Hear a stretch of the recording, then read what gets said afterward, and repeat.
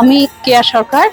আমি একজন housewife. Actually আমি born and brought up Chetla, Kalighat ওই জায়গায়, মানে চেতলায়। আর আমার শ্বশুরবাড়ি এখানে যাদবপুর নর্থ রোড। অ্যাকচুয়ালি আমি এনাকে বাবাই বলি, কারণ আমার জাগতিক পিতা নেই। আমি সেদিন থেকে ওনাকে বাবা বলে ডেকেছি এবং আমি স্বপ্ন পেয়েছিলাম ওনার। স্বপ্নে উনি আমাকে দেখা দিয়েছিলেন এবং তারপরে ওনাকে ঘরে আনা, এবং এই হিসাবেই ওনার সঙ্গে যত দিন যাচ্ছে তত আত্মায় একাত্ম হয়ে যাচ্ছি মনে হচ্ছে। কি বলবো, ভীষণভাবে জড়িয়ে যাচ্ছি। আমার মনে হয় পটচিত্রটা ভীষণ ভালো লাগে আমার, কারণ বাবা বলেছেন পটেই আমার জীবন, পটেই আমি জীবন্ত। ওই পটের সামনে যা নিবেদন করবে তাই আমি গ্রহণ করব।